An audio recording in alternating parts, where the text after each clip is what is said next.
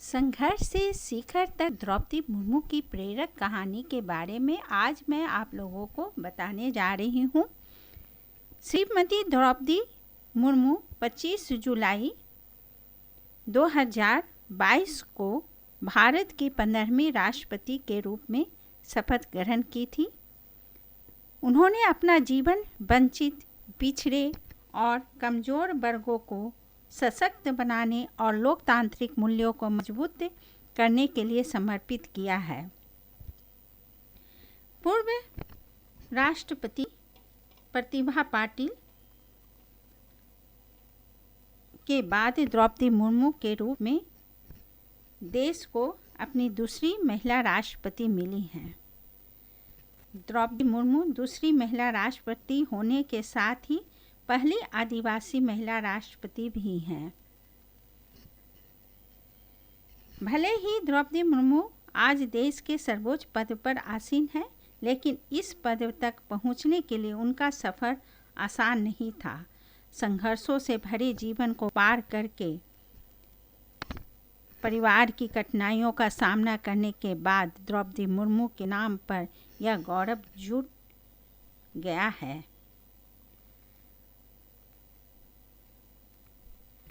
द्रौपदी मुर्मू का जन्म ओडिशा के मयूरभंज जिले में 20 जून 1958 को एक आदिवासी परिवार में हुआ था। उनके पिता का नाम बिरंची नारायण टुडू था, जो अपनी परंपराओं के मुताबिक गांव और समाज के मुखिया थे।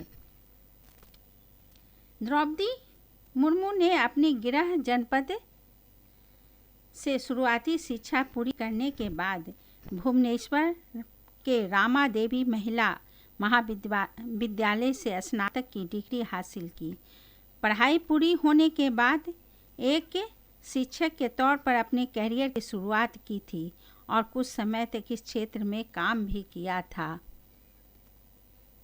द्रौपदी मुर्मू का विवाह श्याम चरण मुर्मू से हुआ था, जिससे उनके 2 बेटे और 1 बेटी हुई थी। बाद में उनके दोनों बेटों का निधन हो गया और पति भी छोड़कर पंचतत्व में विलीन हो गए।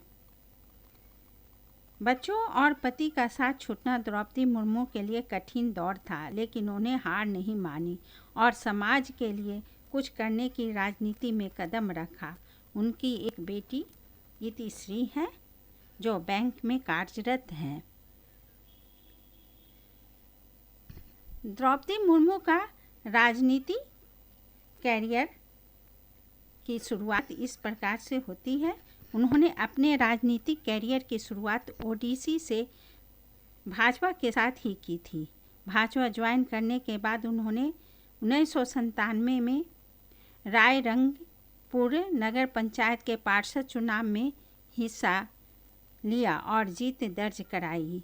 भाजपा ने मुर्मू को पार्टी के अनुसूचित जनजाति मोर्चा का उपाध्यक्ष बना दिया। इसके बाद ओडिशा में भाजपा और बीजू जनता दल की गठबंधन की सरकार में साल 2000 से 2002 कर वह वाणिज्य और परिवहन स्वतंत्र प्रभार मंत्री रही। साल 2002 से 2000 तक मत्स्य पालन और पशु संसाधन विकास राज्य मंत्री के तौर पर काम किया। उन्होंने ओडिशा के रायगंज विधानसभा सीट से विधायिका का चुनाव जीता।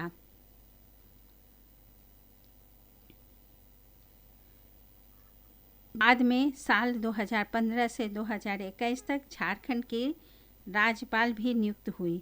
वह राज्य की पहली महिला गवर्नर बनी।